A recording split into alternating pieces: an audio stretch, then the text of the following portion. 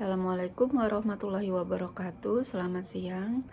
Pada kesempatan ini saya akan mempresentasikan dalam mata kuliah manajemen biaya dengan materi implementasi strategi, rantai nilai, balance scorecard, dan peta strategi.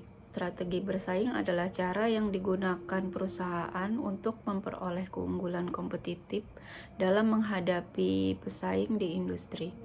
Konsep strategi bersaing dikemukakan oleh Michael F. Porter yang menyatakan bahwa perusahaan harus memilih strategi yang tepat agar dapat bertahan dan memenangkan persaingan pasar. Jika perusahaan tidak memiliki strategi yang jelas, maka perusahaan dapat terjebak dalam kondisi stuck in the middle, yaitu tidak memiliki keunggulan biaya maupun keunikan produk. Michael Porter membagi strategi bersaing menjadi 3 jenis utama. Yang pertama, cost leadership atau kepemimpinan biaya. Strategi ini berfokus pada menjadi produsen dengan biaya yang paling rendah dalam industri perusahaan.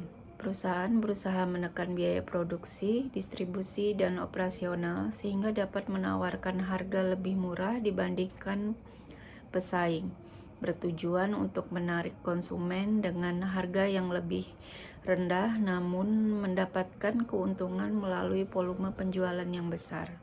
Contohnya perusahaan retail besar atau produsen massal yang mengandalkan efisiensi produksi. Karakteristiknya yaitu efisiensi operasional tinggi, pengendalian biaya ketat, dan produksi dalam skala besar. Yang kedua adalah diferensiasi. Strategi ini dilakukan dengan menciptakan produk atau jasa yang unik sehingga berbeda dari pesaing. Keunikan tersebut dapat berupa kualitas produk, desain, teknologi, pelayanan, atau citra merek. Bertujuan untuk membuat konsumen bersedia membayar lebih karena produk dianggap memiliki nilai yang lebih tinggi. Contohnya inovasi produk, kualitas tinggi, branding yang kuat. Yang ketiga, fokus strategi. Strategi ini menargetkan segmen pasar tertentu yang lebih sempit. Perusahaan memilih kelompok pelanggan tertentu dan melayani mereka secara lebih spesifik. Strategi fokus terbagi menjadi 2. Yang pertama, cost focus, fokus pada biaya rendah di segmen pasar tertentu. Yang kedua, differentiation, fokus pada diferensiasi untuk segmen tertentu. Contohnya produk khusus untuk pasar premium, produk organik, atau produk komitmen tertentu. Analisis SWOT atau strength, weakness, opportunities, dan threat merupakan alat penting dalam implementasi strategi untuk mengidentifikasi critical success factor atau CSF atau faktor penentu keberhasilan perusahaan. Analisis ini membantu memahami kondisi internal dan eksternal sehingga strategi yang diterapkan menjadi lebih tepat dan efektif. Dalam proses implementasi strategi, SWOT digunakan sebagai langkah awal untuk menentukan fokus utama perusahaan. Sedangkan pada tahap akhir, SWOT digunakan untuk menentukan ukuran kuantitatif atau indikator kinerja dari faktor keberhasilan tersebut. Ada 4 komponen utama SWOT, yaitu pertama, strength atau kekuatan. Kekuatan adalah faktor internal positif yang dimiliki perusahaan dan menjadi keunggulan dibandingkan pesaing. Contohnya merek yang kuat, teknologi canggih, SDM yang kompeten, dan jaringan distribusi yang luas. Kekuatan menjadi dasar utama dalam merancang strategi karena perusahaan dapat memanfaatkan keunggulan ini untuk menciptakan nilai bagi pelanggan. Misalnya perusahaan dengan teknologi tinggi dapat menghasilkan produk berkualitas lebih baik sehingga meningkatkan daya saing. Yang kedua, weakness atau kelemahan. Kelemahan adalah faktor internal yang menjadi keterbatasan atau hambatan bagi perusahaan. Kelemahan perlu diidentifikasi agar perusahaan dapat meminimalkan dampaknya jika tidak ditangani. Kelemahan dapat menghambat pencapaian tujuan strategi dan membuat perusahaan kalah bersaingan. Contohnya modal terbatas, manajemen kurang efektif, teknologi tertinggal, dan biaya produksi tinggi. Yang ketiga, opportunities atau peluang. Peluang adalah faktor eksternal yang dapat dimanfaatkan untuk meningkatkan kinerja perusahaan. Perusahaan harus mampu menangkap peluang dengan cepat. Peluang yang dimanfaatkan dengan baik dapat meningkatkan pendapatan, memperluas pasar, dan memperkuat posisi perusahaan dalam industri.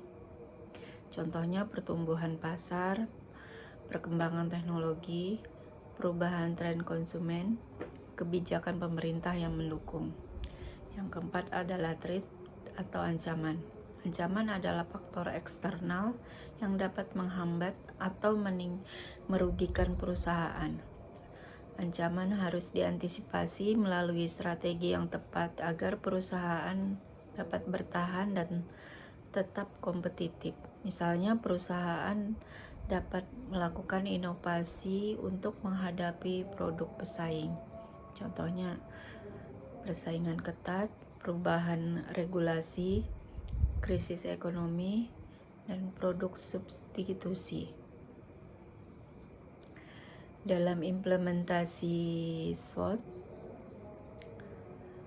digunakan untuk mengidentifikasi faktor-faktor penting atau CSF. Setelah itu, perusahaan menentukan indikator kuantitatif, misalnya target penjualan, efisiensi, biaya, dan kepuasan pelanggan. CSF inilah yang menjadi dasar dalam mengukur keberhasilan strategi perusahaan. Dengan kata lain, SWOT dapat tidak hanya sebagai alat analisis, tetapi juga sebagai dasar penentuan indikator kinerja dan pengambilan keputusan strategis. Kemudian, analisis rantai nilai. Langkah pertama, mengidentifikasi aktivitas nilai rantai. Langkah kedua, mengembangkan keunggulan kompetitif dengan menurunkan biaya atau menambah nilai. Di sini kita lihat ada 5 langkah pengambilan keputusan strategis.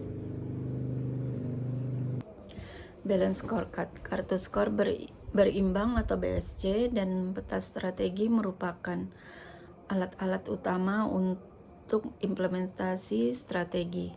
BSC mengimplementasikan strategi dengan menyediakan alat pengukuran kinerja komprehensif yang mencerminkan ukuran-ukuran yang sangat penting untuk kesuksesan strategi perusahaan, dan dengan demikian menyediakan sarana untuk mensejajarkan pengukuran kinerja pada perusahaan dengan strategi perusahaan. BSC terdiri dari 4 perspektif atau pengelompokan faktor-faktor penentu kesuksesan. Pertama, perspektif keuangan, mencakup ukuran kinerja seperti pendapatan operasi dan arus kas. 2. Perspektif pelanggan, mencakup ukuran kepuasan pelanggan. 3. Perspektif proses internal, mencakup diantaranya ukuran produktivitas dan kecepatan.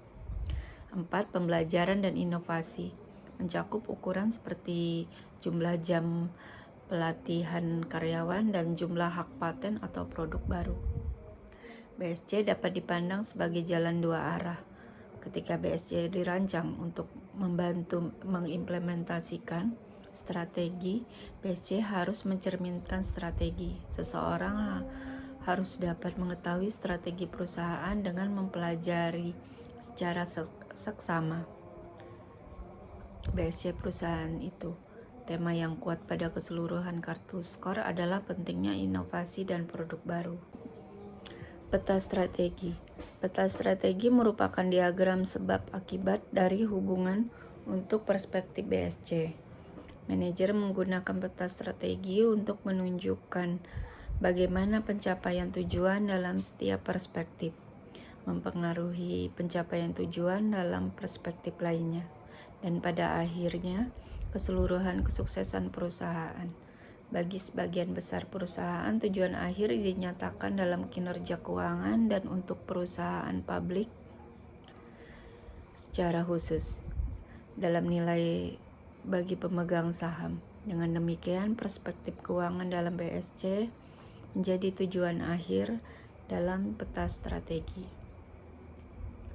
Di sini ilustrasi peta strategi penilaian dimulai dengan pertimbangan terhadap misi dan strategi perusahaan. Pertama, menentukan misi perusahaan dan strategi kompetitifnya. Kedua, menggunakan analisis SWOT dan analisis rantai nilai untuk mengembangkan strategi lebih lanjut. Ketiga, menentukan kartu skor berimbang dan peta strategi bagi perusahaan yang akan membutuhkan pengidentifikasian dan pengaitan tujuan, teknik-teknik manajemen, dan faktor-faktor penentu kesuksesan. Kesimpulan dari materi ini, implementasi strategi dalam organisasi dapat dilakukan dengan beberapa alat manajemen strategis. Strategi bersaing Porter digunakan untuk menentukan posisi perusahaan dalam persaingan. Rantai nilai membantu menganalisis aktivitas yang menciptakan nilai. Balance scorecard digunakan untuk mengukur kinerja organisasi secara menyeluruh, sedangkan peta strategi menunjukkan hubungan sebab akibat dalam pencapaian tujuan strategis. Selain itu, analisis SWOT membantu perusahaan memahami kondisi internal dan eksternal sehingga dapat merumuskan strategi yang efektif. Demikian pemaparan dari materi PPT saya. Kurang lebihnya saya mohon maaf. Selamat siang dan terima kasih.